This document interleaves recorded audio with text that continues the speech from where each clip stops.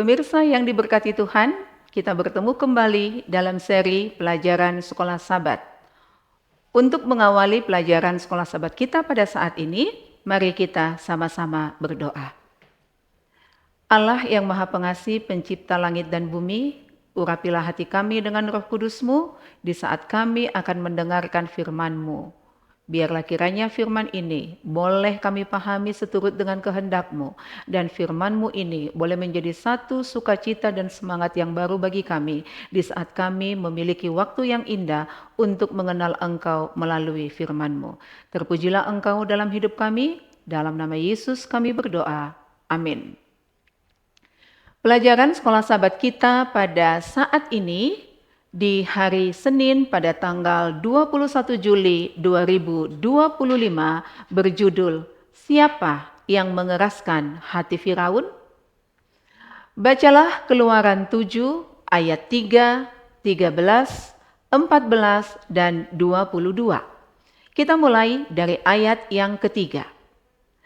Tetapi aku akan mengeraskan hati Firaun, dan aku akan memperbanyak tanda-tanda dan mujizat-mujizat yang kubuat di tanah Mesir. Ayat 13. Tetapi hati Firaun berkeras sehingga tidak mau mendengarkan mereka keduanya, seperti yang telah difirmankan Tuhan. Ayat 14. Berfirmanlah Tuhan kepada Musa, Firaun berkeras hati. Ia menolak membiarkan bangsa itu pergi. 22. Tetapi para ahli Mesir membuat yang demikian juga dengan ilmu-ilmu mantra mereka. Sehingga hati Firaun berkeras dan ia tidak mau mendengarkan mereka keduanya, seperti yang telah difirmankan Tuhan. Bagaimanakah kita memahami teks-teks ini? 9 kali dalam kitab Keluaran, pengerasan hati Firaun dianggap berasal dari Allah. Terdapat di dalam Keluaran 4 ayat 21, Keluaran 7 ayat 3, Keluaran 9 ayat 12, Keluaran 10 ayat 1, 20, 27, Keluaran 11 ayat 10, Keluaran 14 ayat 4 dan 8, kita juga bisa lihat di dalam Roma 9 ayat 17 dan 18.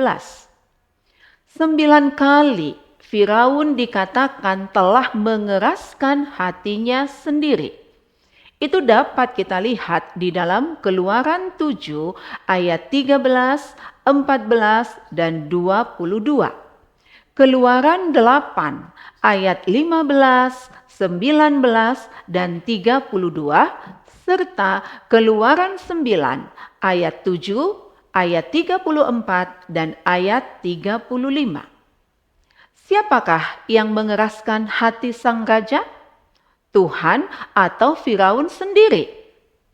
Sangatlah penting bahwa dalam kisah Keluaran tentang 10 tulah, masing-masing dari 5 tulah pertama, Firaun sendirilah yang mengeraskan hatinya.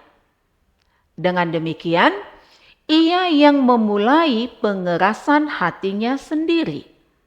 Namun, sejak tulah ke-6, teks Alkitab menyatakan bahwa Tuhanlah yang mengeraskan hati Firaun. Dapat kita baca di dalam Keluaran 9 ayat 12. Maksud dari semua ini adalah bahwa Allah memperkuat atau memperdalam pilihan Firaun sendiri, tindakan yang disengaja. Seperti yang telah Allah katakan kepada Musa yang akan dia lakukan. Tertulis di dalam Keluaran 4 ayat 21. Dengan kata lain, Allah mengirimkan tulah untuk membantu Firaun bertobat dan membebaskannya dari kegelapan dan kesesatan pikirannya. Allah tidak menciptakan kejahatan baru di dalam hati Firaun. Sebaliknya, Allah hanya menyerahkan Firaun kepada dorongan-dorongan jahatnya sendiri. Ia membiarkan Firaun tanpa kasih karunia Allah yang menahannya, dan dengan demikian membiarkannya jatuh ke dalam kejahatannya sendiri. Dapat kita lihat di dalam Roma 1 ayat 24 sampai 32. Firaun memiliki kehendak bebasnya. Ia dapat memilih untuk atau melawan Allah, dan ia memutuskan untuk melawan. Pelajarannya sangat jelas. Kita telah diberi kemampuan untuk memilih antara yang benar dan yang salah, yang baik dan yang jahat, ketaatan atau ketidaktaatan. Dari Lucifer di surga, Adam dan Hawa di Eden, Firaun di Mesir, dan kita hari ini, dimanapun kita tinggal, kita disuruh memilih apakah kita memilih hidup atau mati. Terdapat di dalam Ulangan 30 ayat 19.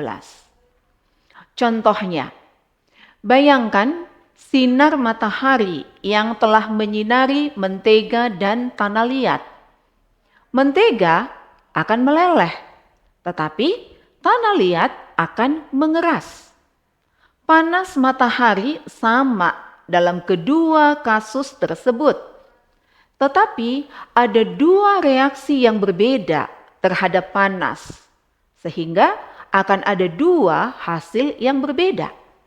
Efeknya tergantung pada bahannya. Dalam kasus Firaun, bisa dikatakan bahwa hal itu tergantung pada sikap hatinya terhadap Allah dan umatnya. Pilihan kehendak bebas apakah yang akan Anda ambil dalam 1 atau 2 hari ke depan? Jika Anda tahu apa pilihan yang tepat, bagaimanakah Anda mempersiapkan diri untuk membuat pilihan tersebut? Tuhan memberkati. Mari kita sama-sama berdoa. Tuhan yang baik yang ada di surga, terpujilah Engkau untuk waktu yang indah bagi kami boleh mempelajari akan firman-Mu. Tuhan, kiranya kuasa Roh Kudus Tuhan boleh menjadi bahagian kami semua, hamba dan seluruh pemirsa yang telah mendengarkan firman-Mu ini dimanapun kami berada.